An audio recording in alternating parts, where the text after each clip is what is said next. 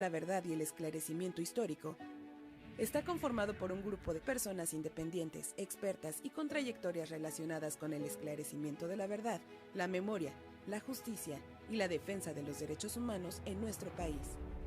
Investigamos los hechos ocurridos en el periodo de violencia política de 1965 a 1990, que constituyeron violaciones a los derechos humanos.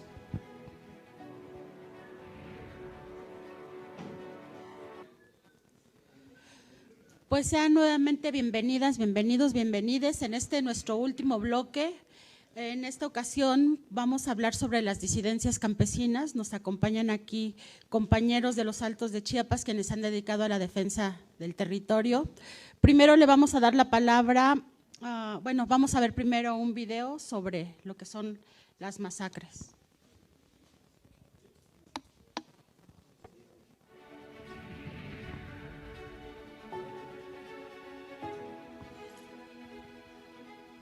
El Mecanismo para la Verdad y el Esclarecimiento Histórico está conformado por un grupo de personas independientes, expertas y con trayectorias relacionadas con el esclarecimiento de la verdad, la memoria, la justicia y la defensa de los derechos humanos en nuestro país. Investigamos los hechos ocurridos en el periodo de violencia política de 1965 a 1990, que constituyeron violaciones a los derechos humanos.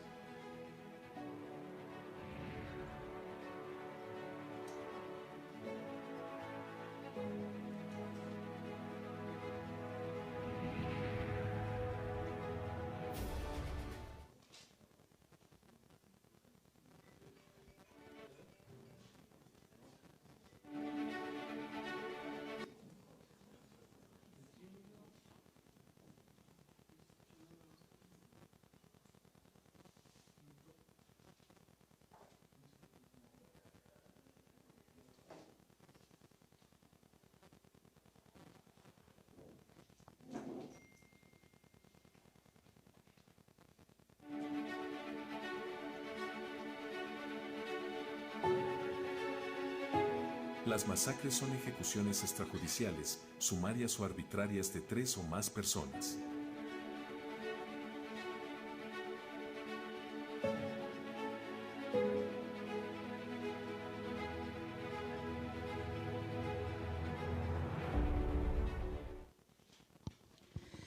Se encuentra con nosotros Manuel Pérez Sánchez. Él fue víctima de desplazamiento forzado vivido a partir de la masacre El Ámbar, el 12 de mayo de 1986, cuando en el marco de la lucha agraria y la toma de tierras fueron asesinadas 9 personas, una de ellas aún transitaba por la infancia. Bienvenido, don Manuel, lo escuchamos. Gracias, muy buenas tardes. Mi nombre es Manuel Pérez Sánchez. Mi nombre es Manuel Pérez Sánchez, procedente del ejido El Ámbar, municipio de Ejidal de Zaragoza, Chiapas. Gracias por la invitación y la oportunidad de poder participar en este evento de diálogos por la verdad histórica. Deseo compartirles un hecho sangriento, muy lamentable, ocurrido en mi comunidad hace 37 años. Derivado de la injusticia tenencia de la tierra, la actuación humillante de las autoridades agrarias, protectoras de los caciques y terratenientes, en perjuicio de los indígenas y campesinos de Chiapas. Un grupo de indígenas tzotziltes presentaron ante la dependencia agraria en Chiapas solicitud de primera ampliación del ejido en el año 1953, como siempre la burocracia agraria y el peso del interés caciquil, que todo lo puede con el dinero. El expediente, aunque fue publicado e instaurado en primera instancia, fue rezagándose al punto de la negación. Pasaron más de 30 años y nunca fue resuelto favorablemente la petición del grupo solicitante. Fue hasta 1985 el calor de la ocupación y recuperación de predios por parte de los campesinos militantes de la CIUAC y otras organizaciones sociales en Chiapas. Renovamos nuestra petición de primera ampliación de ejido y señalamos como predios susceptibles de afectación las que colindan con el ejido donde nacimos y vivimos. Al enterarse, los propietarios enfurecieron y emprendieron todo tipo de amenazas. De cualquier forma, nosotros habíamos iniciado contactos con los directivos de la CIUAC, particularmente con el entonces diputado estatal por el PSUM, profesor Sebastián Pérez Núñez, asesinado en Bochil el 29 de diciembre de 1988 por el cacique Roberto Centeno Rojas. Bueno, los conflictos agrarios en la entidad vía compra de predios ocupados, eso como una conquista de la marcha por la dignidad indígena y campesinos militantes de la CIVAC, realizada de Chiapas a la Ciudad de México en septiembre de 1983. Estábamos confiados de que nuestra petición se resolviera sin pasar por una situación muy triste y lamentable, irreprobable, como el que sufrimos el 12 de mayo de 1986. Días antes de esta fecha, llegó hasta nuestra comunidad un ingeniero adscrito en la Delegación Regional de la Secretaría de Agricultura de Recursos Hidráulicos, SARCH, llamado Enrique Virrueta, quien nos convocó para el día lunes 12 de mayo de esos años a que subiéramos nuestros animales a una loma llamada La Cumbre, ya que llegarán veterinarios de la dependencia para realizar vacunación. El lugar se ubica de uno de los predios solicitados que atraviesa nuestro camino de terracería que conduce a El Ámbar. Llegamos puntuales al lugar y el lugar señalado, ya que es muy conveniente que los animales reciban la vacuna. Nuestra gran sorpresa es que no llegaron veterinarios llevando consigo las vacunas. Bajaron de camiones y camionetas policías de seguridad pública y elementos de la Policía Judicial del Estado, encabezado por el subprocurador Javier León Fernández y acompañado de los caciques de la región. Sin medir diálogo alguno, comenzaron a realizar disparos con armas de grueso calibre contra el grupo indefenso que no portaba armas más que machetes con los que normalmente el campesino se hace acompañar, y sogas para lanzar los animales. Lamentablemente, la incursión policíaca dejó como saldo la pérdida de vida de 8 compañeros, quienes respondieron por nombre: Candelario Sánchez del Carpio, Bartolo Hernández López, Lucas Hernández Pérez, Miguel Pérez Luna, Andrés Pérez Pérez, Manuel Pérez Pérez, Andrés Núñez Hernández y Antonio Núñez Hernández, este último niño de 12 años de edad. Resultaron heridos y lesionados Lucas Pérez Ruiz, presente en este diálogo. Antes, Andrés Pérez Pérez, Mariano Hernández Pérez, Manuel Pérez Hernández, Marcos Ruiz Hernández. Y fueron aprendidos y llevados, otros fueron aprendidos y llevados presos a la cárcel distrital de Simojovel de Allende, Chiapas.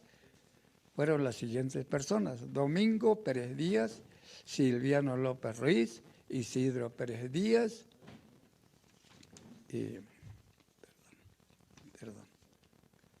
gracias, Diego Sánchez López, Andrés Hernández Hernández, Diego Hernández Hernández, Bartolo Sánchez López, Juan Hernández Pérez y Andrés Pérez Pérez y Manuel Pérez Pérez. Enrique Virrueta, delegado de la SAR, se prestó para montar un escenario de una invasión de predios para justificar un supuesto desalojo con resultados reprobables y condenables, que bien puede calificarse de vil masacre de personas inermes e indefensas. Pues bien, debo de afirmar que los responsables de estos hechos de sangre, tanto intelectuales como materiales, jamás que se sepa, merecieron un mínimo de castigo por los actos cometidos. Todo quedó en impunidad, porque los actores de las barbaries resultan ser personas de la horca y el cuchillo, que todo lo pueden hacer con su dinero. Y para ellos no existe la ley, porque además se consideran serlo ellos mismos. El PRI es la ley, frecuentaban decir. Por último, y a pesar de tantos años, casi 40 ya, de haberse producido y vivido en carne propia, la cual pesadilla que aquí relato, no podemos callar y cruzarnos de brazos. Exigimos justicia y gracias.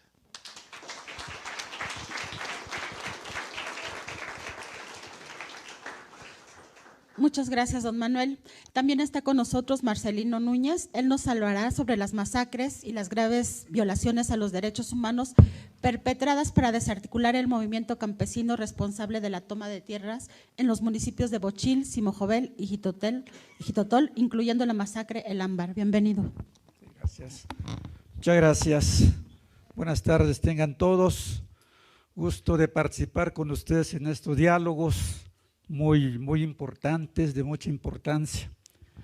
Bien, y como ya lo reseñaba el compañero Manuel, pues el caso del Ámbar fue uno de los casos de violencia y represión muy lamentables, muy dolorosas para las familias, para los militantes de la ciudad y para el movimiento social en su conjunto. Y algunas razones lo reseñaba Manuel. ¿Por qué la represión? Pues fue la lucha agraria, ¿verdad?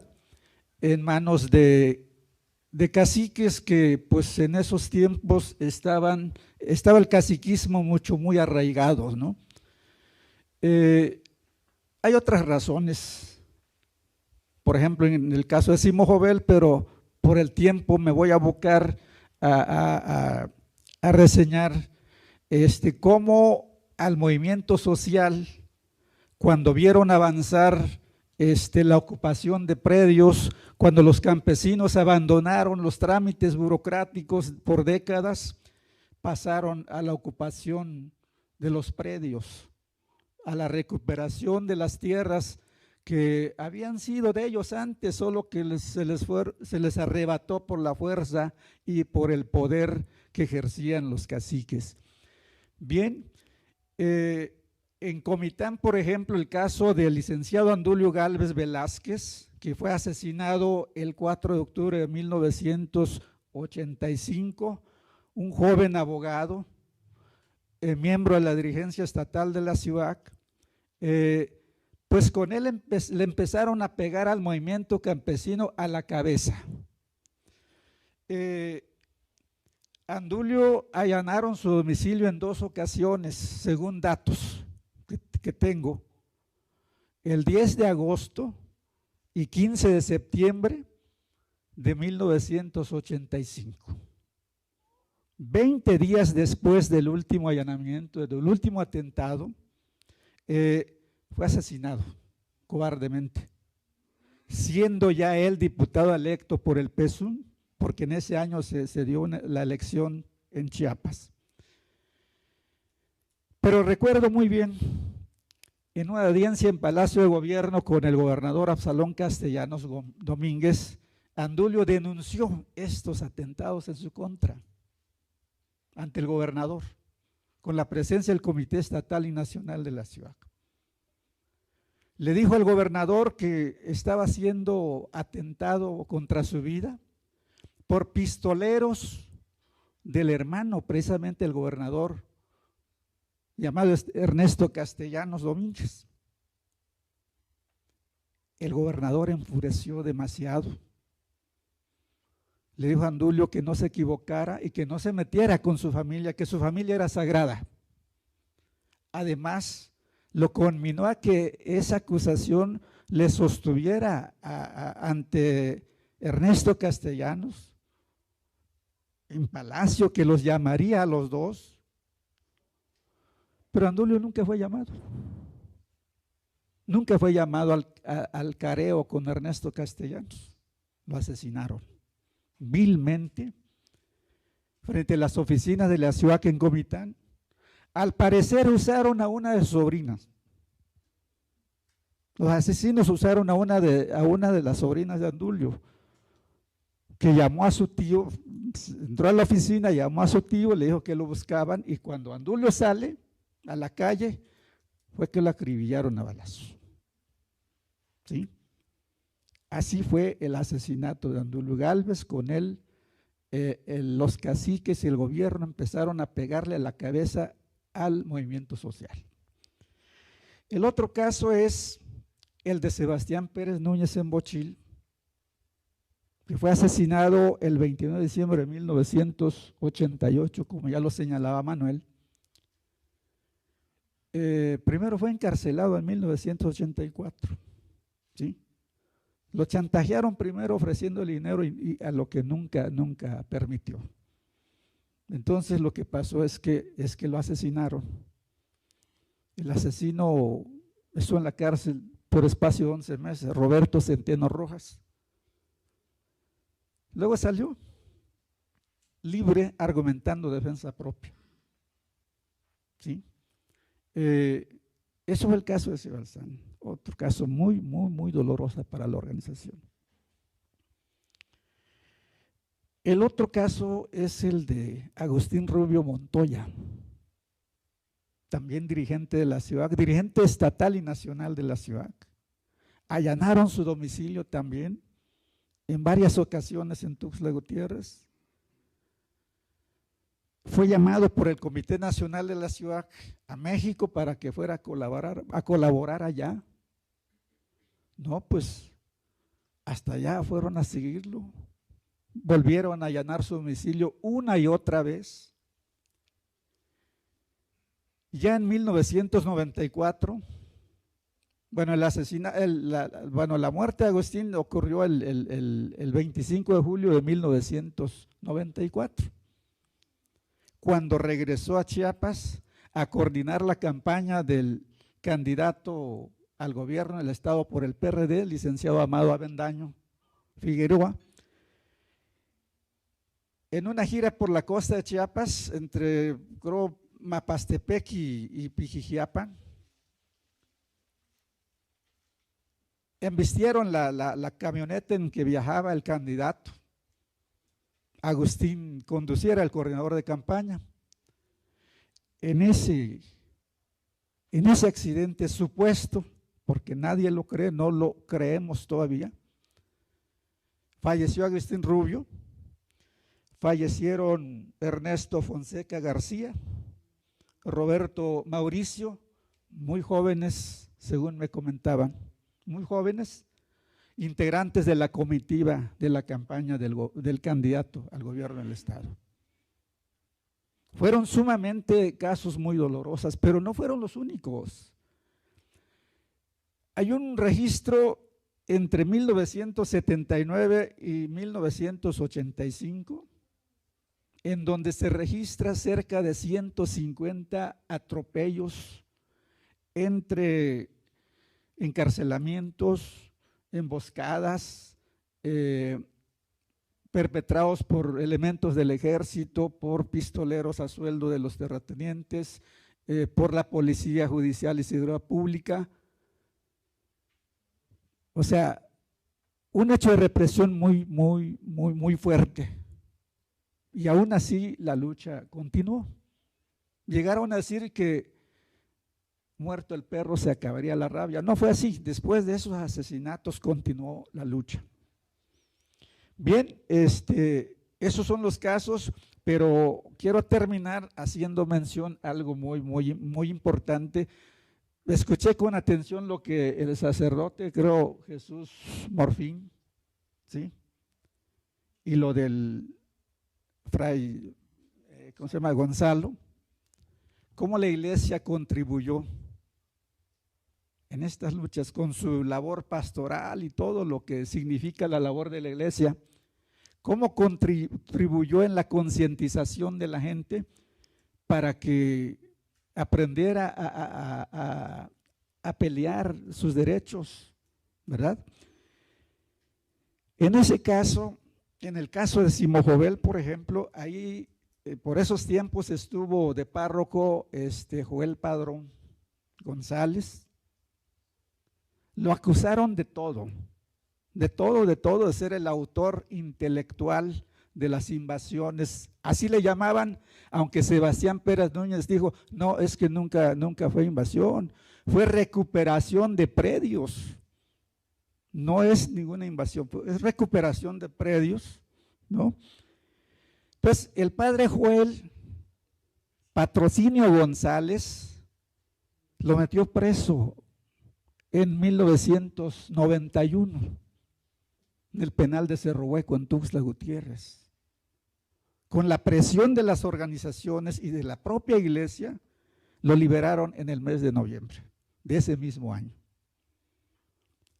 Pero de ese tamaño fue la represión. Pero hay que decirlo también que de ese tamaño fue la conquista de tierras, que la recuperación de predios se generalizó en casi todo el estado, ¿sí? Y entonces hubo muchos enfrentamientos porque la CNC no tenía predios ocupados y como por lucha de la ciudad, como decía Manuel, se logró arrancar un programa de compra de tierras, el programa de rehabilitación agraria. Pues entonces no tenían más que ir y sobreposicionarse de los predios donde la ciudad tenía en posesión. Ahí se dio los enfrentamientos, ¿verdad? Y bueno, fueron muchas en donde hubo muchos heridos, muchos encarcelamientos, ¿verdad? Y bueno, pues con eso termino y eso fue, pero de veras fueron muchos los muertos, solo en el 85, 87, más lo que ocurrieron después, pues fueron muchos, ¿no? El que les habla fue huésped termino con eso, fue huésped del penal de Cerro Hueco en 1990. Ahí encontré al asesino de Sebastián, Roberto Centeno Rojas. Cuando íbamos entrando en fila india, así nos metieron al penal. Desde su celda, Roberto Centeno me gritó, aquí te quería ver, Marcelino. Ya fue que los custodios lo callaron, ¿verdad? Y pues ahí estuvimos, finalmente. Y Patrocinio quería que le firmáramos para que nos liberara un documento público en donde le agradeciéramos con fe y confianza que era un buen gobernante y que está resolviendo los problemas en Chiapas. No lo hicimos. Y de todas maneras, ese día que nos llevaron a firmar el documento, salimos libres los 11 que nos habían llevado presos, ¿verdad? Y Patrocinio fue al velorio de Sebastián a prometer que haría justicia y nunca hubo. 11 meses en la cárcel Roberto Centeno y con eso para ellos hicieron la justicia. Todos los demás quedó en la impunidad. Pues muchas gracias, espero que pues sirva de algo todo esto que estamos haciendo y que se haga justicia en el caso de Ayotzinapa, de los estudiantes, que se castiguen a los responsables materiales, intelectuales, y que nunca más se repita este tipo de injusticia, de represiones, de atropellos a la gente humilde,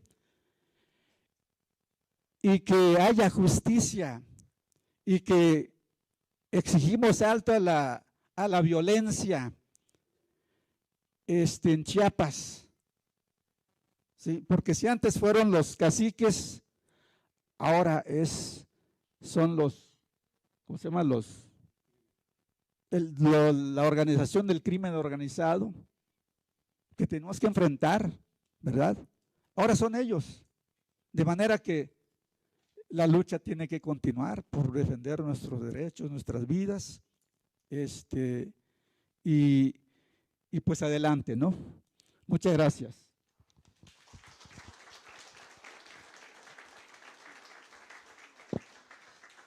Muchas gracias, don Marcelino, y le damos la palabra al comisionado Abel Barrera Hernández.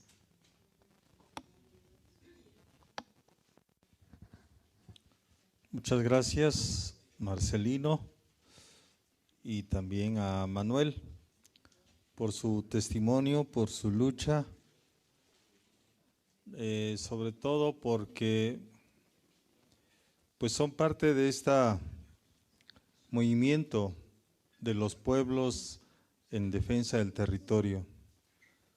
Decían precisamente exigimos justicia y al mismo tiempo peleamos por nuestros territorios ancestrales. Chiapas es el ejemplo de cómo aún estas luchas de la revolución pues no se lograron culminar con esta estructura caciquil que persiste y que ha hecho que el levantamiento armado también esté muy vivo y que al mismo tiempo los pueblos, las comunidades, los ejidos estén dando la pelea. Creo que en ese sentido es muy elocuente esta forma de dar los testimonios. Cómo recuperar lo que los gobiernos han quitado. Y no se ha recuperado por las leyes, por las reformas. Al contrario, las reformas han privatizado, han socavado estos derechos conquistados en la lucha ardua de los campesinos e indígenas. Y bueno, nombrar a gobernadores como Absalón Castellanos, como Patrocinio, pues son los finqueros, los dueños de estos territorios ancestrales de los pueblos indígenas. Y es obvio que sus guardias blancas, sus policías, el mismo ejército, pues es todo el aparato del Estado en contra de las comunidades indígenas, en contra de los pueblos que luchan por la recuperación de sus territorios. Y esto, pues como daba el testimonio Manuel, bueno, no hay más que el machete, no hay más que la fuerza, no hay más que la colectividad, no hay más que el reclamo y sobre todo ir a las rayas de los territorios para poder recuperar lo perdido. Y por otra parte el Estado, cárcel, represión, asesinato, descabezamiento de sus líderes, terror. O sea, ¿cómo se va generando esta espiral de violencia que ahora vemos a una violencia delincuencial que se gestó, que se incubó dentro de los aparatos del Estado? Las prácticas del ejército en tortura, en desaparición y lo que hicieron las policías en ese tiempo judiciales son las prácticas que ahora se extendieron con la delincuencia organizada, las desapariciones, ¿no? Las torturas, las ejecuciones.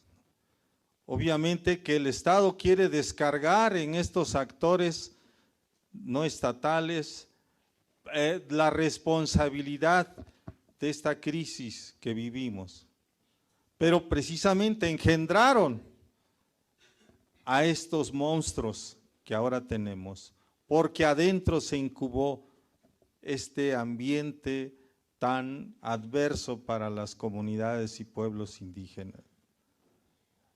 Y solamente, como lo han mostrado ustedes, luchando en el territorio, defendiendo a través de las asambleas y de los acuerdos comunitarios, interponiendo recursos legales, hay que recuperar esas tierras. Es muy difícil porque son estructuras que no están desmontadas todavía en cuanto a que los pueblos sean los titulares de estos territorios ancestrales. Todavía resulta que aparecen los dueños, los finqueros, hasta extranjeros, los que tienen el derecho. Y obviamente las comunidades indígenas que no hablan el castilla y que además pues tienen una forma de, el modo de vida indígena, el modo de vida campesino, que es a través del diálogo comunitario y de sus sistemas normativos, como hacen valer su derecho, el Estado no lo reconoce. Para el Estado esas leyes no son leyes de Occidente, son leyes de los pueblos ágrafos supuestamente. Pero bueno, esa es una lucha desigual que se está dando y que pues obviamente a través de ustedes se están escribiendo lamentablemente con sangre, con dolor, con desapariciones, con ejecuciones, una historia que está grabada en la memoria colectiva desde la lucha de lo más básico por la tierra, por la madre tierra, por el territorio sagrado, por lo que heredaron de los ancestros. Creo que ese es el patrimonio intangible que ustedes ahora frente al Estado, frente a la sociedad, dicen exigimos justicia y recuperamos, no invadimos, recuperamos nuestros territorios. Y ese es parte de esta lucha, cómo recuperar la dignidad, como lo han demostrado, cómo recuperar su territorio, cómo recuperar ese modo de vida indígena, campesino, donde realmente se forja la igualdad, el respeto, la solidaridad. Muchas gracias, sabemos que han costado encarcelamientos, asesinatos, desapariciones por defender la tierra, pero pues sabemos que este camino es el que ha dejado el Estado para poder recuperar lo que se ha perdido a lo largo de estos siglos. Vamos a luchar contra esos cacicazgos, contra esos gobernantes que violan derechos humanos, ¿no? Contra esos aparatos represivos del Estado que pisotean a los pueblos y que atentan contra la vida. Este mecanismo precisamente es dar esa voz silenciada y recuperar esa memoria. Muchas gracias.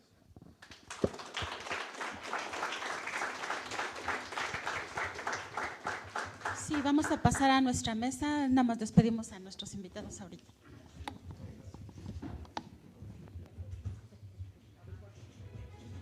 El Mecanismo para la Verdad y el Esclarecimiento Histórico está conformado por un grupo de personas independientes, expertas y con trayectorias relacionadas con el esclarecimiento de la verdad, la memoria, la justicia y la defensa de los derechos humanos en nuestro país.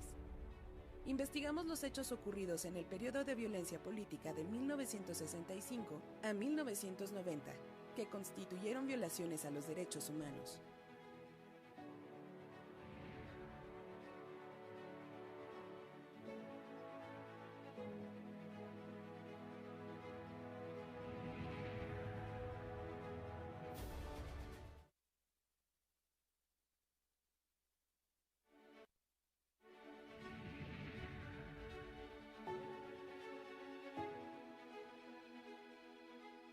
El Mecanismo para la Verdad y el Esclarecimiento Histórico Está conformado por un grupo de personas independientes, expertas y con trayectorias relacionadas con el esclarecimiento de la verdad, la memoria, la justicia y la defensa de los derechos humanos en nuestro país.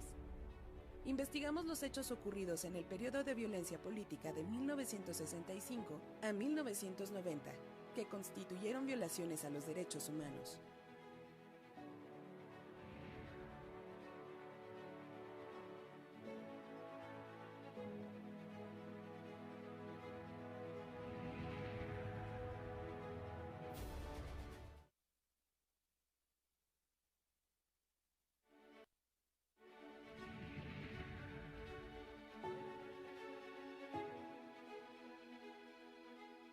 El Mecanismo para la Verdad y el Esclarecimiento Histórico está conformado por un grupo de personas independientes, expertas y con trayectorias relacionadas con el esclarecimiento de la verdad, la memoria, la justicia y la defensa de los derechos humanos en nuestro país.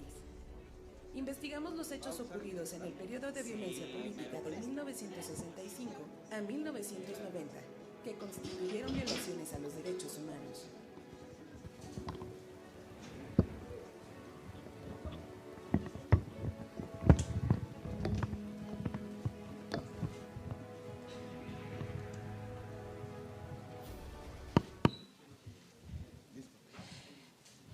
Ya, vamos a escuchar la experiencia de la población de Yahualica, Hidalgo. Antes vamos a Yahualica, Hidalgo. Ah, ya. Muchas gracias, Tono. Y antes vamos a escuchar una breve cápsula.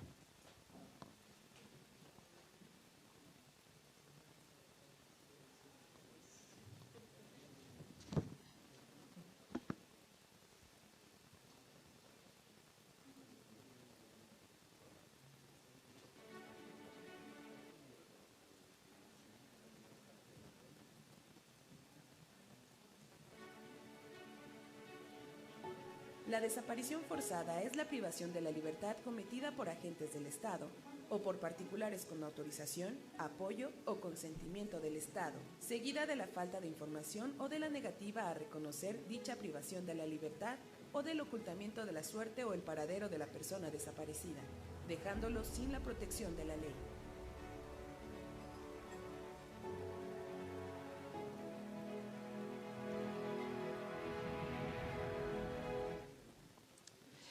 Está con nosotros Hugo Rodríguez Arenas.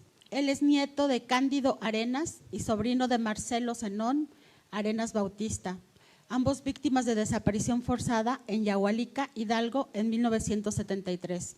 Agentes de seguridad del Estado mexicano les vinculaban con el Frente Armado del Pueblo. Bienvenido, don Hugo, lo escuchamos. Muchas gracias.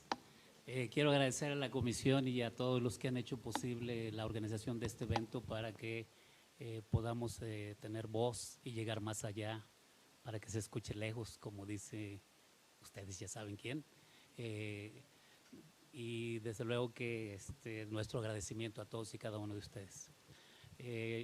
Si me permiten, les voy a robar de su tiempo entre 15 minutos, no más, espero, porque después se empieza a dispersar la atención, pero si me permiten, trataré de resumir esos 50 años que nos mantienen de distancia hasta el día de hoy. Quisiera comenzar por definir un poco los antecedentes del llamado Frente Armado del Pueblo, el llamado FAP, que pues representa el antecedente de todo este acontecimiento que se vivió entre los años finales de los 60s, principios de los años 70 y que culminó precisamente con un enfrentamiento entre las fuerzas militares y los guerrilleros en el 23 de agosto de 1974. Así que, como ustedes saben, no me voy a meter a la parte posterior que viene de la toma de tierras que se hizo en los años posteriores, porque digamos que esa es una historia que merece también un apartado, ¿no?, para estudiarlo. Bien, quienes conforman el llamado FAP es un grupo de maestros rurales que habiendo egresado de la Escuela Normal del Meche, habían tenido alguna relación durante los años 60, de principios de la década de los 60, con Lucio Cabañas Barrientos. Así que, como ustedes saben, Lucio Cabañas pues, fue el dirigente nacional de la Federación de Estudiantes Campesinos Socialistas de México y llegó al Meche en 1962 y allá conoció a quienes posteriormente se integrarían al grupo que él formó en el estado de Guerrero, pero que después tomaron una facción de ese grupo, pues se fue a la Huasteca, ¿no?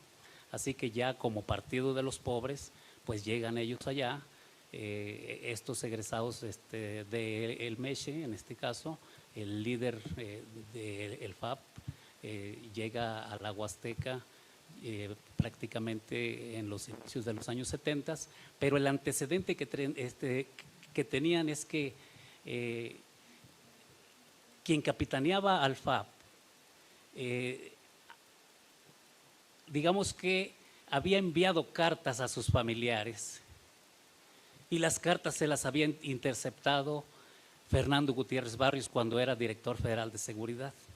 Así que cuando la guerrilla se hizo presente en la Huasteca, el que sabía más del antecedente de la conformación de este grupo era el director federal de seguridad, el capitán Fernando Gutiérrez Barrios, en los años finales de los 60.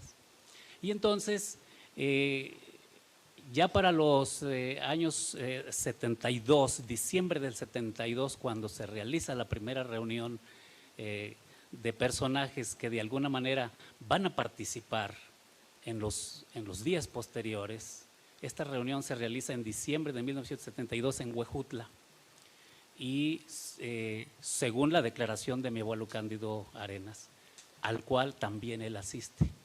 Y ahí se encuentran también otras fuerzas, como la del Movimiento de Acción Revolucionaria, ¿sí?, que va a participar en alianza con este grupo que venía del Partido de los Pobres y se van a unificar en el llamado FAP, en el llamado Frente Armado del Pueblo, ¿sí? Para los años ya posteriores, digamos 1974, se van a adherir a ese movimiento 4 chilenos.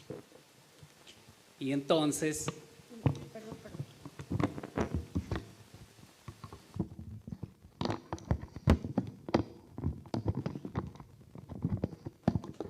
Bueno, no se preocupe. ¿Sí? Ah, correcto. Y entonces, digamos que la acción más fuerte que realizó el FAP en la Huasteca se da entre 1973 y 1900.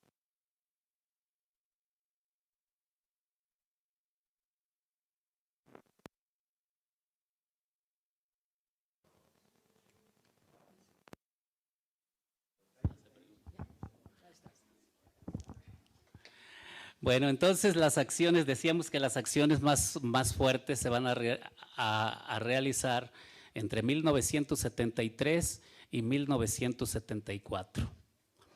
Y desde luego que la postura muy bien definida del FAP era de que ellos luchaban precisamente por la transformación del sistema capitalista en un sistema socialista.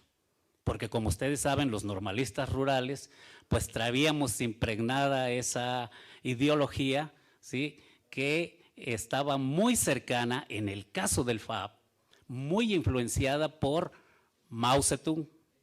Ellos leían a Mao y muy influenciada también por el Che Guevara, ¿sí?, porque traían pues hasta la cabellera larga y se dice que pues traían sus gorritas así como tipo boinas, ¿no? Bueno, pero ellos leían y estaban convencidos de que el foco guerrillero era el ente que podría desarrollar una lucha para que después toda la población entrara en ese proceso de transformación. Y se desarrollaron en el municipio de Yagualica, de 26 localidades, influyeron ellos en la mitad de ellas. Los que se dedican a tratar de documentar para hacer una tesis y luego pasar su grado en las escuelas, documentan mal las cosas porque en ocasiones no van directamente al lugar de los hechos y además se dedican a reproducir lo que otros dicen que otros dijeron. Y eso dificulta la posibilidad de que encontremos a los que fueron desaparecidos de manera forzada, pero fundamentalmente de que puedan exhumar los cadáveres de 3 personajes que están enterrados en el Camposanto de Yagualica. ¿Por qué? Porque de alguna manera se piensa que los eventos se realizaron en otros terrenos, en otros territorios. Y por eso lo que nos trae aquí es, si decimos algo, tenemos que sustentarlo con los testimonios que hemos recabado, pero la misma Sedena, ¿sí? El parte militar, ¿sí? Y luego el testimonio de las personas, que es muy interesante, ¿no? Porque ellos vieron cosas y nosotros vimos cosas. Yo mismo fui testigo de cuando a mi abuelo lo detuvieron de manera arbitraria un 1 de noviembre de 1973. Así que vamos a cumplir 50 años de esa detención arbitraria y su posterior desaparición forzada. Por eso aquí estamos documentando estos 2 delitos que se cometieron.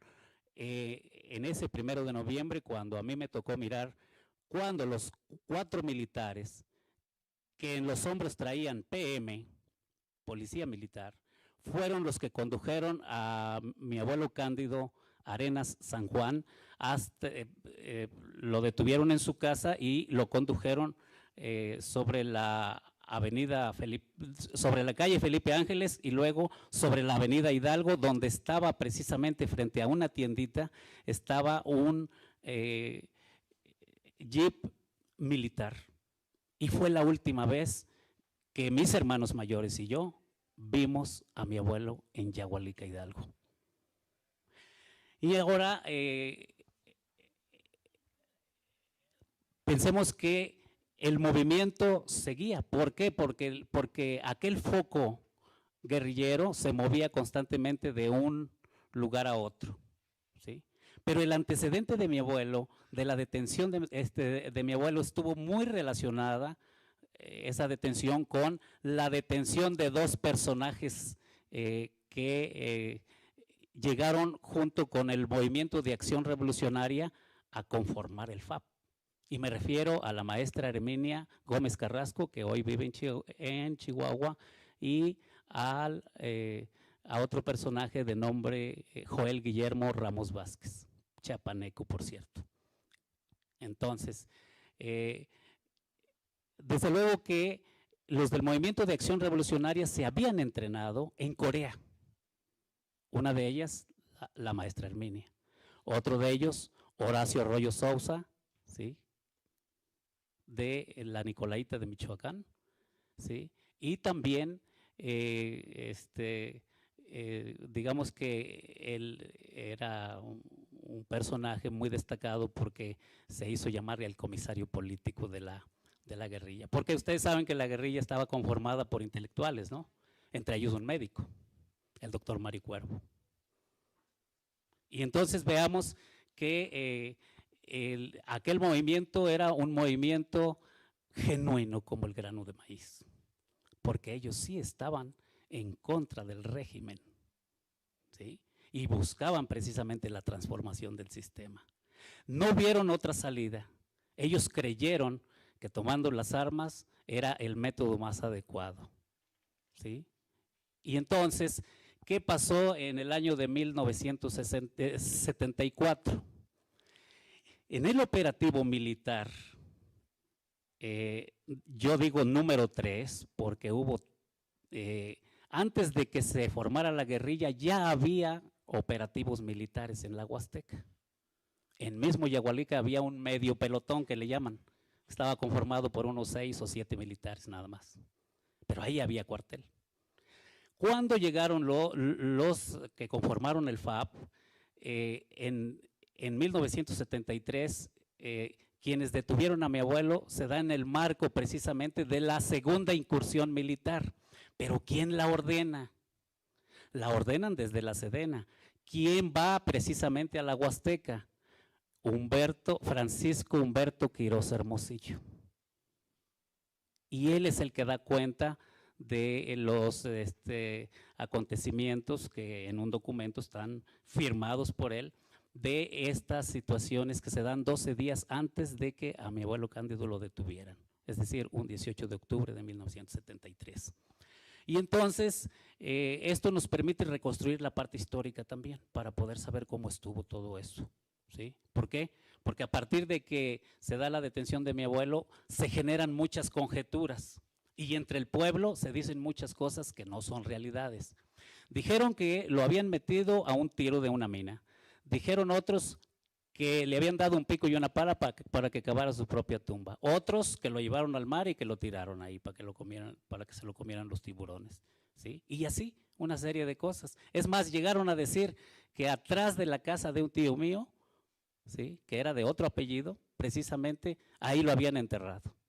Pero después de algún tiempo, yo, habiendo sido testigo de eso, me di a la tarea de investigar junto con mi madre para poder ver dónde había quedado su padre. Y nos encontramos con un hecho. En 2005, después de 32 años, nos vinimos a enterar que él tenía una declaración que estaba precisamente en el AGN y ahí decía varias cosas. Así que después nos enteramos que en otro documento de que él aparecía en una relación donde estaban muchos de Guerrero, ¿sí?, que también habían sido llevados al campo militar número 1, y mi abuelo aparecía ahí en el listado y decía dónde se encontraba, y decía que se encontraba en la prisión militar del campo militar número 1. Entonces las cosas tomaron otro rumbo, porque nos enteramos de varios aspectos precisamente de cómo el campo militar número 1 fue un escenario, ¿sí?, de terror. La prisión militar que nosotros visitamos el año pasado, ¿sí?, fue una situación de impacto brutal, porque nosotros nos enteramos precisamente junto con la familia Cabañas, donde exactamente tuvieron detenido a mi abuelo y también a la familia Cabañas, porque compartían el mismo edificio, nada más que unos en el ala derecha y otros en el lado izquierdo, ¿no?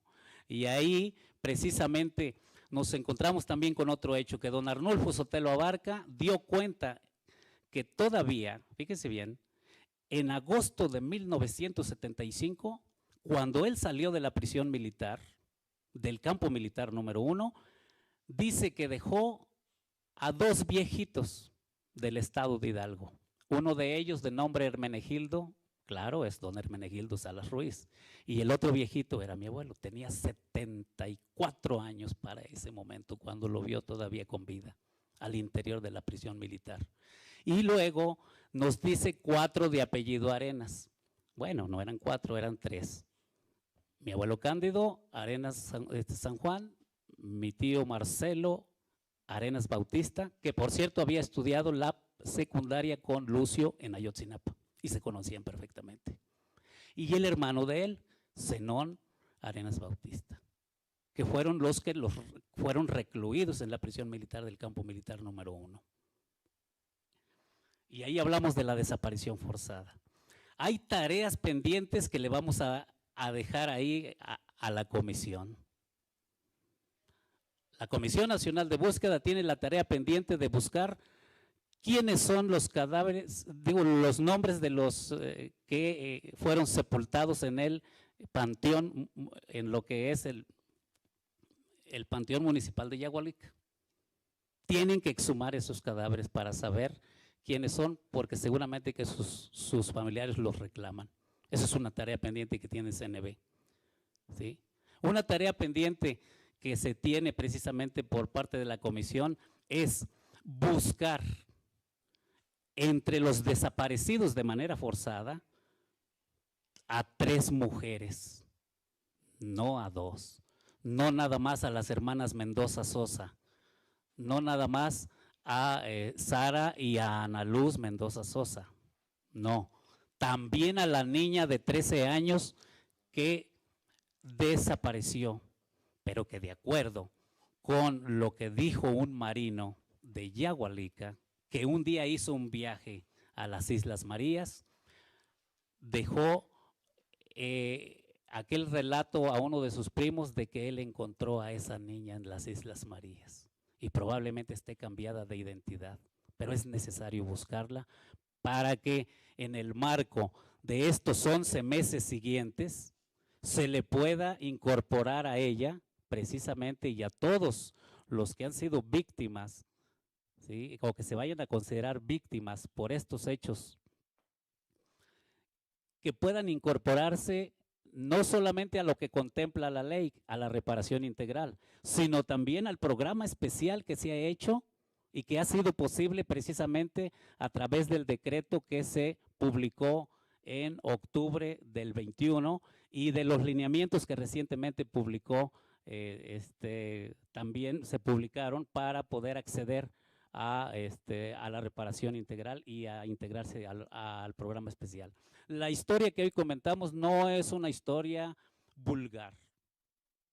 Los amigos que están haciendo parte de esta historia, tratando de reconstruir esta historia, cerciorarse de quién estamos hablando, se han comprometido a no hacer de esto nada que se acerque a lo académico por el momento. Queremos contribuir con la comisión, pero hay tareas pendientes. Voy a dejar aquí mi relato porque la idea es que, miren, ustedes posteriormente puedan leer un libro que estamos construyendo, elaborando, un libro que se llama Violencia Política del Estado en la Huasteca, donde vamos a documentar perfectamente todos estos hechos, pero con un fin práctico, para que se busquen no solamente a los de desaparición forzada, ¿no?, sino también que se busque a aquellos que de manera temporal también fueron objeto de esto y desde luego que se exhumen los cadáveres de los que quedaron en el Camposanto de Yagualica, porque es Camposanto todavía. Así que creo que aquí podría dejar mi intervención y quiero agradecerles infinitamente su participación en este evento. Felicitaciones a todos. Que regresen con bien.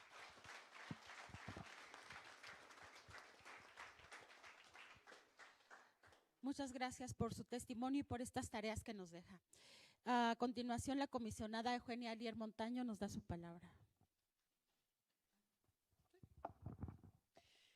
Bueno, pues muchas gracias, Hugo, ¿no? Venimos conversando desde hace ya muchos meses, ¿no?, con el compañero Hugo. Creo que hemos tenido 2 días de intenso trabajo, bueno, 1 día y medio. Hoy tenemos la tarde para seguir platicando, ¿no?, de una manera más en corto.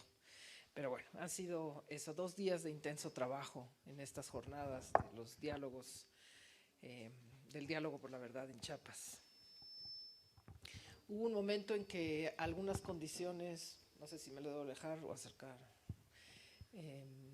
algunas condiciones difíciles por las que transitamos como mecanismo de esclarecimiento histórico, no les vamos a detallar, pero cuestiones administrativas, de financiamiento, ¿no?, dificultaban el pensar en venir a Chiapas, en mantener este diálogo, porque algún otro, ¿no?, ya en Oaxaca se hizo muy difícil. Y frente a eso, ¿no?, estábamos seguros, mis compañeros y yo, de que no podíamos dejar de venir a Chiapas, ¿no?, que dejar de venir a Chiapas era como olvidar, ¿no?, a quienes muchas veces ya han estado en el olvido, ¿no? Nos parecía muy importante venir aquí, escucharlos y escucharlas en vivo. Es la bocina. A lo mejor hay… Okay. Nos parecía muy importante escucharlos y escucharlas, estar aquí, ¿no?, y dar voz a quienes muchas veces no han podido hablar, ¿no? en los diálogos que hemos ido teniendo a lo largo del país, ¿no? Ya estuvimos primero en Guerrero, estuvimos en la Ciudad de México, estuvimos en Chihuahua, estuvimos en Oaxaca, ¿falta alguno? ¿No? Jalisco, en Guadalajara, ¿no? Siempre, ¿no? Hay, es que me lo acerco y entonces suena, pero bueno, me lo acerco. Hay voces, por ejemplo, que hemos escuchado y que son voces que hace mucho que han hablado, ¿no? Hace décadas que han dicho su palabra y que, ¿no?, vuelven a tomar la palabra porque es necesario. No es necesario solamente hablar a veces una vez, sino muchas. Pero en otros espacios, y creo que ese ha sido el caso aquí en Chiapas, estamos escuchando algunas voces de manera pública por primera vez. Y eso nos parece también muy importante. Nos parece muy importante que nuevas voces y nuevas narrativas sean escuchadas en el espacio público, ¿no? Eso nos permite también tener un relato más amplio sobre la violencia en México. Más estados, más regiones, hombres, mujeres, trans, distintos tipos de violaciones de derechos humanos.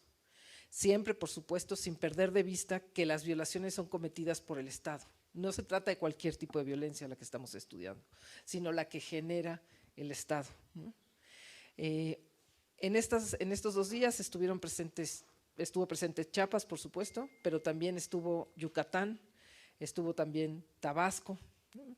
Y son estados que se empiezan a integrar en esta narrativa sobre la violencia en el país. Vimos violencia contra militantes políticos, pero también contra disidencias religiosas, sexogenéricas.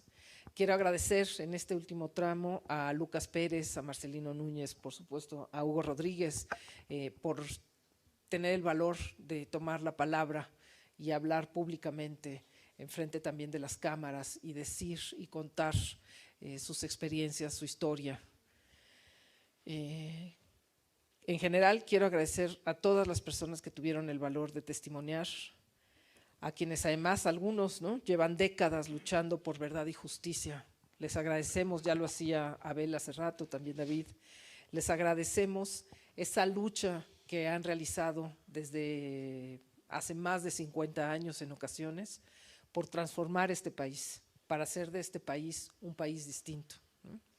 No sé si tenemos ya el país que queremos, dudo, ¿no? Exacto, la verdad que viendo las noticias dudamos de que este sea el país que queremos. La violencia hoy, ¿no?, está también a flor de piel, pero sin el trabajo de todas estas personas que hoy también vienen y dan su testimonio, estaríamos en un país todavía peor, ¿no? Entonces, muchas gracias por el trabajo que hicieron hace 5 décadas y gracias por el trabajo que siguen haciendo para seguir luchando por un país en donde exista la verdad y la justicia. Por ustedes, por todas y todos, estamos aquí.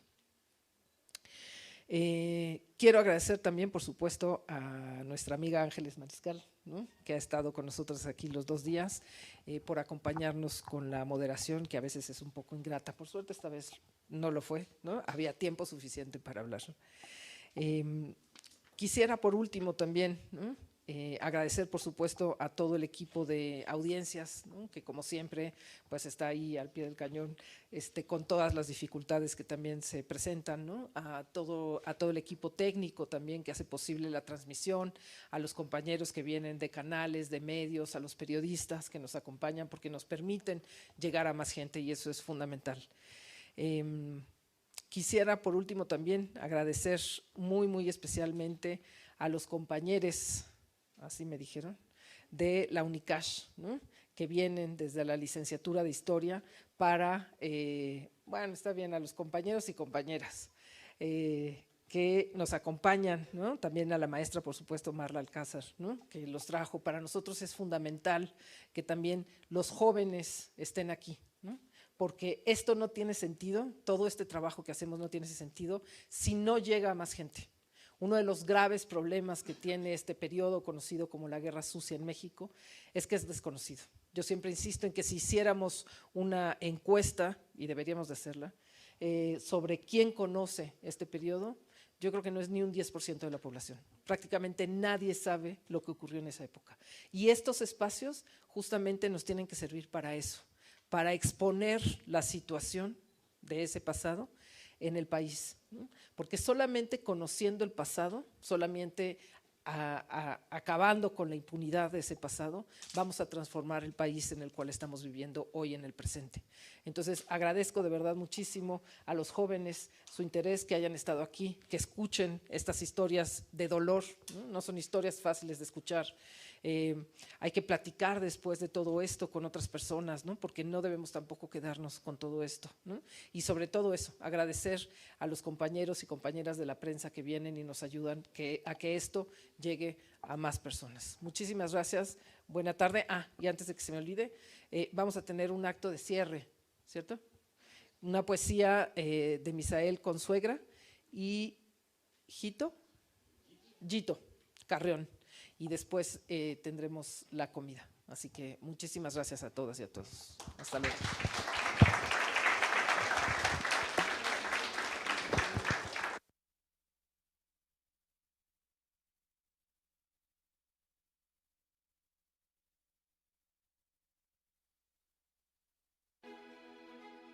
El Mecanismo para la Verdad y el Esclarecimiento Histórico está conformado por un grupo de personas independientes, expertas y con trayectorias relacionadas con el esclarecimiento de la verdad, la memoria, la justicia y la defensa de los derechos humanos en nuestro país. Investigamos los hechos ocurridos en el periodo de violencia política de 1965 a 1990, que constituyeron violaciones a los derechos humanos.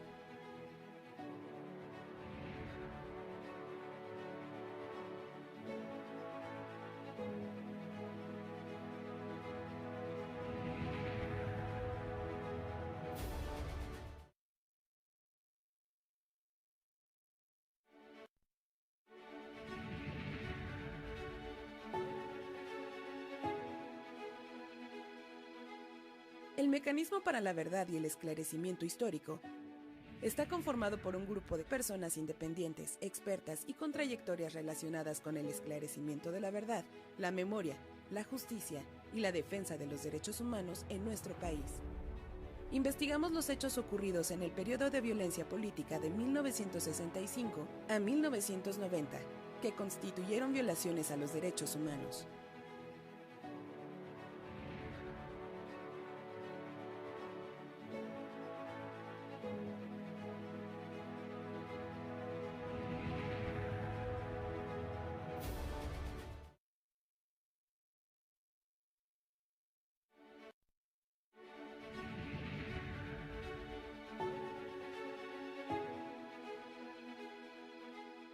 El Mecanismo para la Verdad y el Esclarecimiento Histórico está conformado por un grupo de personas independientes, expertas y con trayectorias relacionadas con el esclarecimiento de la verdad, la memoria, la justicia y la defensa de los derechos humanos en nuestro país.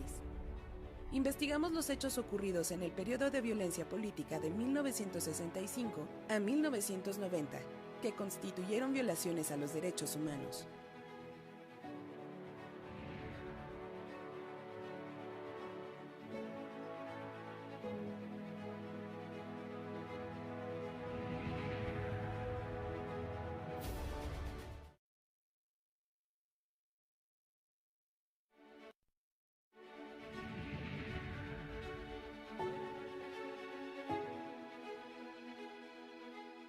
El Mecanismo para la Verdad y el Esclarecimiento Histórico está conformado por un grupo de personas independientes, expertas y con trayectorias relacionadas con el esclarecimiento de la verdad, la memoria, la justicia y la defensa de los derechos humanos en nuestro país.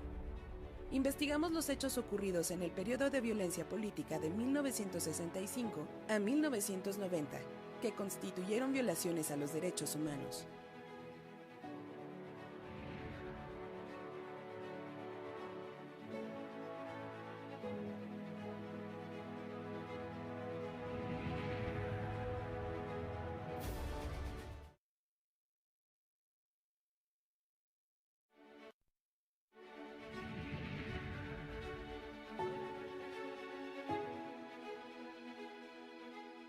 El Mecanismo para la Verdad y el Esclarecimiento Histórico Está conformado por un grupo de personas independientes, expertas y con trayectorias relacionadas con el esclarecimiento de la verdad, la memoria, la justicia y la defensa de los derechos humanos en nuestro país. Investigamos los hechos ocurridos en el periodo de violencia política de 1965 a 1990, que constituyeron violaciones a los derechos humanos.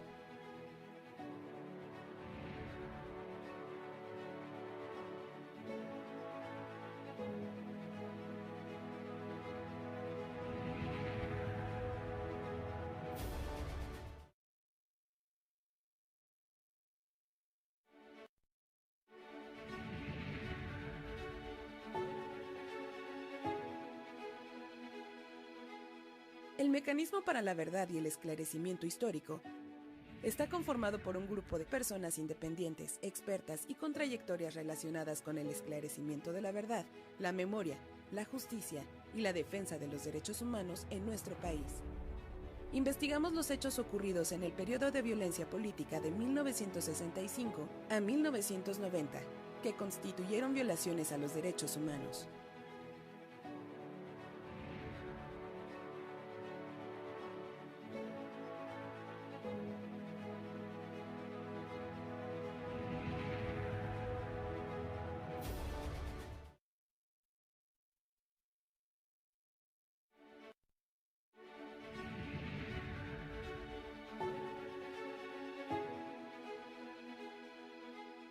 El Mecanismo para la Verdad y el Esclarecimiento Histórico está conformado por un grupo de personas independientes, expertas y con trayectorias relacionadas con el esclarecimiento de la verdad, la memoria, la justicia y la defensa de los derechos humanos en nuestro país.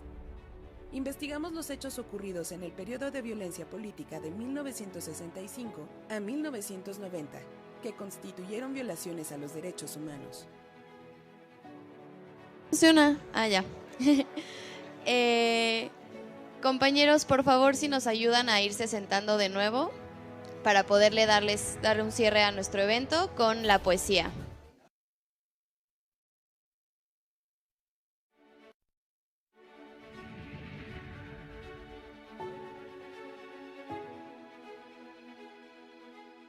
El Mecanismo para la Verdad y el Esclarecimiento Histórico está conformado por un grupo de personas independientes, expertas y con trayectorias relacionadas con el esclarecimiento de la verdad, la memoria, la justicia y la defensa de los derechos humanos en nuestro país. Investigamos los hechos ocurridos en el periodo de violencia política de 1965 a 1990, que constituyeron violaciones a los derechos humanos.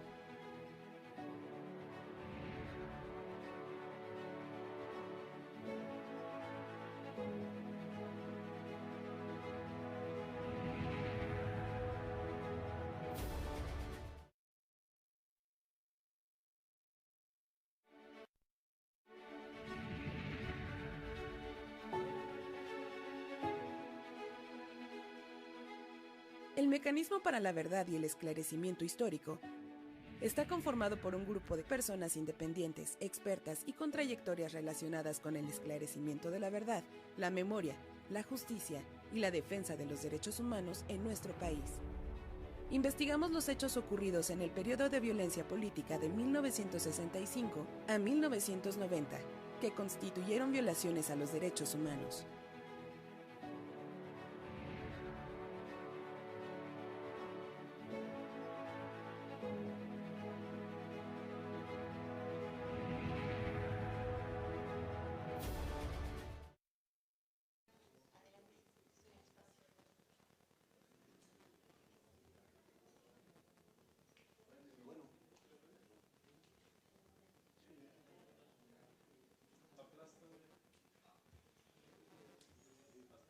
Bueno. Muy buenas tardes a todos. Mi nombre es Misael Consuegra, soy originario de Venustiano Carranza, Chiapas. Recapitulando un poco lo que los demás compañeros pasaron en mi infancia, sobre todo cuando fuimos parte de la Casa del Pueblo, lo que es la OCES. Siempre nos decían nuestros padres que estaban en la lucha en el movimiento campesino, que el luchador social, el líder, no teníamos más que 3 caminos en la lucha. Era encierro, destierro o entierro.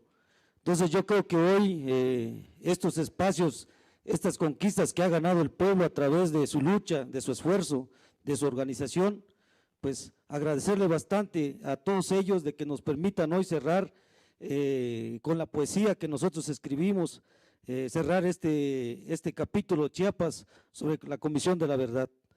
Quiero decirles que pues el día de ayer estuvieron compañeros de la región Carranza, precisamente denunciando, ¿no?, 2 desaparecidos, 2 compañeros desaparecidos, que es Uberlaín Aguilar de la Cruz y Marco Antonio Díaz Gómez, que fueron desaparecidos en el municipio de Venustiano Carranza por causas políticas.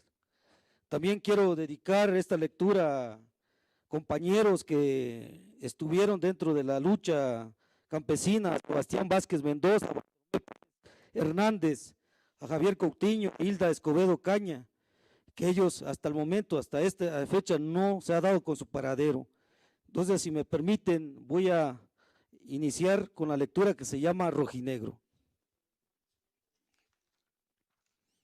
Rojo es el color de la sangre de los desaparecidos y asesinados, de los mancillados y explotados. Rojo, que parió la izquierda muriendo de hambre y sed de justicia. Rojo, oposición de la sangre azul de los oligarcas y que remarca la fuerza proletaria. Negro, la insumisión de los pueblos de resistencia y rebelión, luto de los mártires envueltos de lucha y esperanza. Rojinegro, símbolo teñido, matiz de pueblo combativo.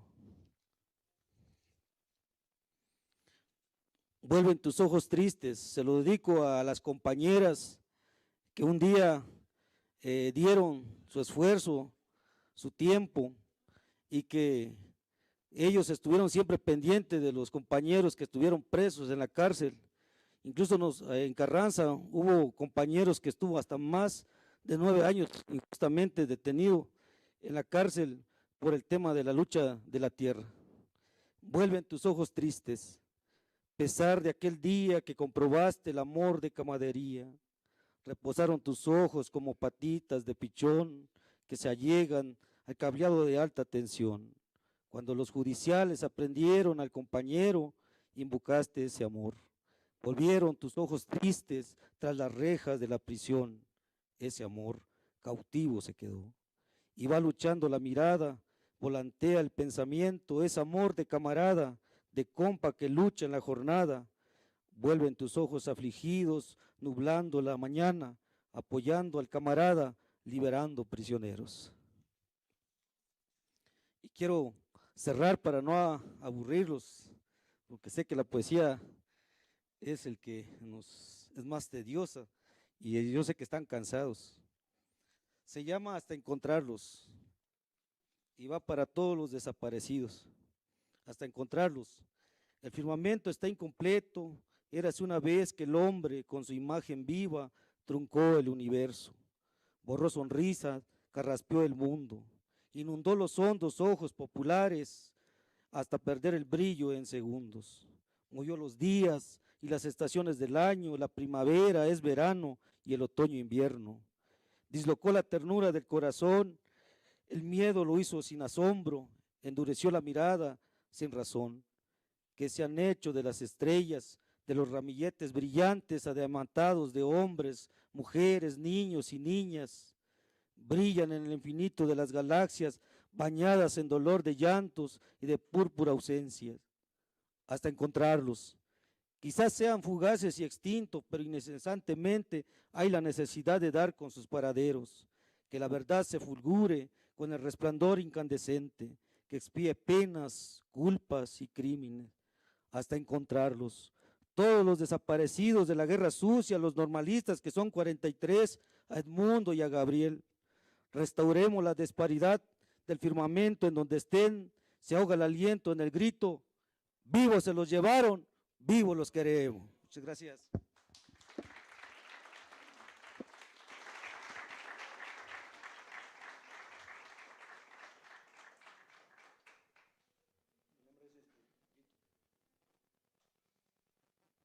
Bueno, Mi nombre es Gito Carrión y agradezco la invitación a participar en esta lectura y en esta Comisión de la Verdad. Ojalá que para terminar el sexenio de nuestro presidente se pueda lograr el cometido para el que fue implementada esta comisión. Agradezco y les voy a leer 3 poemas. Uno que se intitula Me gusta cuando callas, es de amor. Porque tu silencio me dice todo. Dice que te quiero y que me quieres. ¿Qué haces y qué haremos? Que quizá el amor u algún otro juego.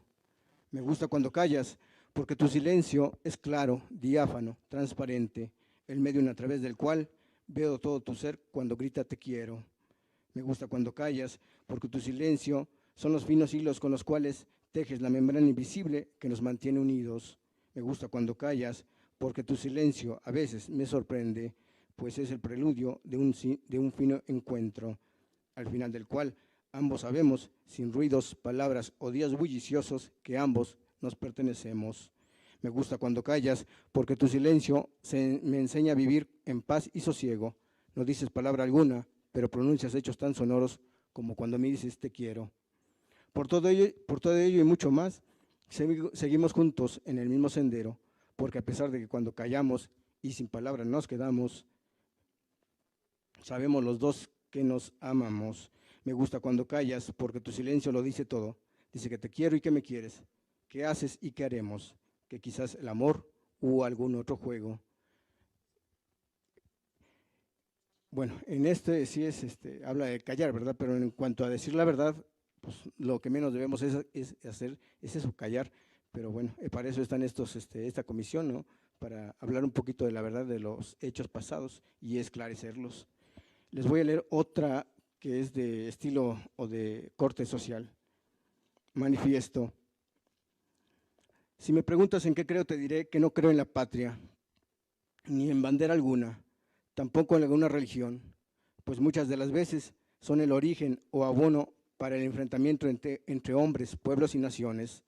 No creo en reyes, ni en amos del fútbol, ni en ídolos hechos de barro, menos en cantantes, adivinos y reyes del fútbol, pues ellos van en contra del ser humano, ya que son simples mortales con el uso abusivo del poder que les dan las masas, quienes los ponen en altares, playeras y discos de acetato, corrompiendo la personalidad, el carácter y el temperamento de un buen ser humano. Van en sí en contra de mi persona. No tengo himno ni canción favorita, pues no me gustan las multitudes que cantan y gritan aturdidos, locos por sus emociones, dejando de lado la ideología de un verdadero hombre. No tengo estatura ni color, ni sexo, cuando se trata de amar a mi propio género, la humanidad, mi única raza. Hablo del idioma del amar y del querer, que son universales. No creo en las fronteras físicas ni mentales, y menos en las geográficas, cuando impera el diálogo fraterno y la esperanza de una vida compartida, en donde sean los ríos y los mares como brazos largos que nos abracen, uniendo a los pueblos y a los hombres que los habitan. Soy como los perros, no se fijan en los colores, que aman a todo hombre, que se entremezclan con la lluvia y los mercados públicos, que mueren de tristeza entre el batallar por la comida diaria y por los amores perdidos. No me aferro a ningún dogma, pues siempre soy susceptible al cambio. No considero que haya doctrina superior a otra, todas son iguales en cuanto a que son producto del raciocinio humano. Ahora mismo sé que la fe mueve montañas, que los miedos estancan hasta los más caudalosos ríos, que mis años por la vida me han enseñado que no hay lección que enseñe más que la tallada con lágrimas sobre la propia piel, que si bien con el tiempo se curan las heridas, con las risas se sana hasta de la misma muerte, que no hay peor enemigo que el propio hombre. Y ya para la despedida les digo que no odio a nada ni a nadie. Odiar es pérdida de tiempo, cuando en tiempos tan funestos como estos que ahora se viven, amar es más, mucho, muy urgente. Y les voy a leer la última que le puse por nombre Pase de lista. Pase de lista. La muerte presente. El mundo es un salón de clases. El país entero es un profesor del acontecer diario. En él se enseña y se ensaña con el alumnado, incrédulos, indiferentes y por demás ignorantes. Así es el pueblo mal educado, que no entiende y menos comprende las lecciones que a diario vive en cada pueblo, rincón maldito, en que gentes, montones de ellas, se hacen de oídos sordos y de lenguas largas, que nada más gritan las desgracias que vienen y nos acaban. Y por tantito, y peor tantito, en él se aprende la tranza, a morder, el chantaje, lo impune, el abuso, la desvergüenza, el cinismo y el ser orgulloso de la miseria humana, en lo que se ha convertido el pueblo entero, porque el gobierno bien les ha enseñado. El pase de lista ha iniciado. La policía, la muerte presente; el juez, la muerte presente; el político, la muerte presente; la justicia, la muerte presente; los hospitales, la muerte presente; el Ministerio Público, la muerte presente; la educación pública, la muerte presente; la política, la muerte presente; las transnacionales, la muerte presente; los medios de comunicación, la muerte presente; los partidos políticos, la muerte presente; los independientes, la muerte presente; la ciudadanía indiferente, la muerte presente; los cabildos, la muerte presente; el oficio de sicario, la muerte presente; los ejecutivos, judiciales y legislativos, la muerte presente; América Latina, presente; la muerte presente. La muerte se lo preside todo. La señora muerte ahora mismo se reviste en los señores presidenciables. Gracias.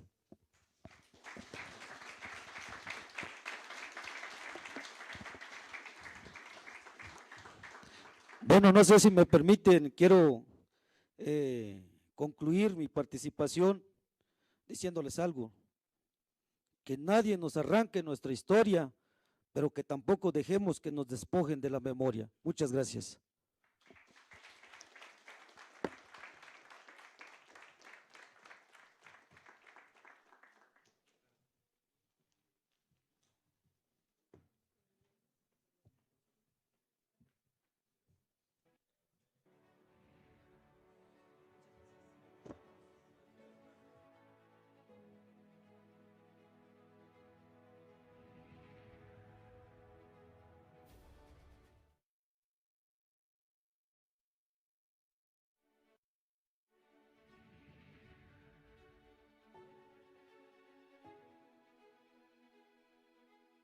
El Mecanismo para la Verdad y el Esclarecimiento Histórico está conformado por un grupo